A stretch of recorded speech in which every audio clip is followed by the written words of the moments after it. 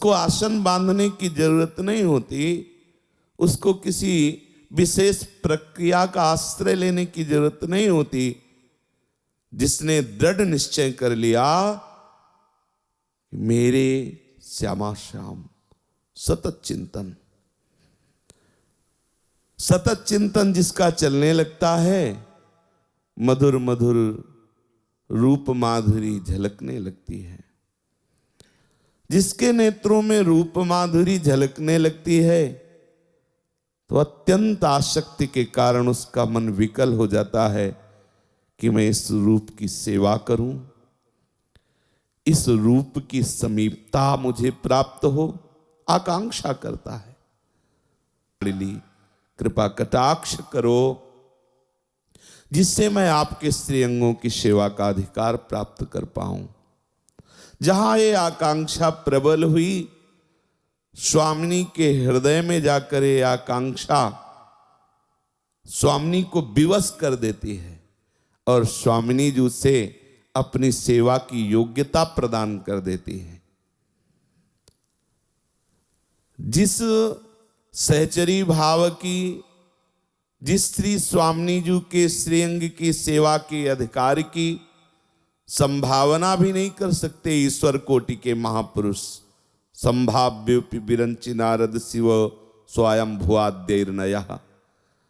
श्री स्वामिनी जी उसे वो योग्यता प्रदान कर देती है। किसी शास्त्र को पढ़कर, किसी क्रिया की सांगोपांग पूर्णता पूर्वक सिद्धि करके या तपस्या द्वारा श्री स्वामिनी जी के श्रीअंगों की सेवा की योग्यता कोई प्राप्त नहीं कर सकता।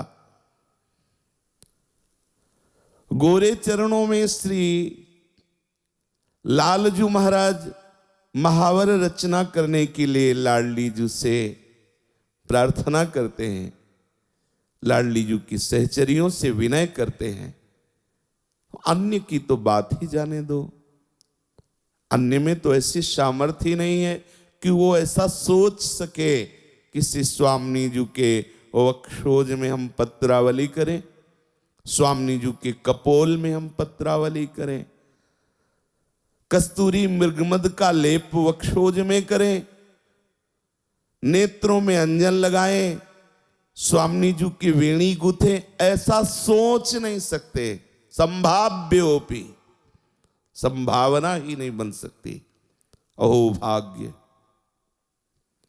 जो हमें ऐसा मार्ग मिला, महारस का मार्ग। वो कब ऐसा दिन आएगा जब हम प्यारी जी के केस पास को अपने हाथ में लेकर अंगुलियों से सुलझाती हुई सुंदर सुंदर श्वेत जूही, पीत जूही, चमेली, मोगरा ऐसे पुष्पों से वेणी को गूंथेंगी। वो कब है जब स्वामिनी जी हमें आज्ञा करेंगी, मेरे लिए मोदक बना के लाओ, प्रीतम के लिए अमुक सेवा करके लाओ। बस ऐसी भावना में उपासक डूबा रहता है। जो हमारी रसरीति है, जो हमारी उपासना है वृंदावन की, एक बाहर क्रिया की नहीं है। इधर उधर चित्त ना डुलाते हुए नित्य विहार रस की समाधि में हर समय डूबा रहता है। सृष्टि में देख लीजिए, जगत का या भगत का, दोनों का देश सुसुख लेकर ही विचरण करता है।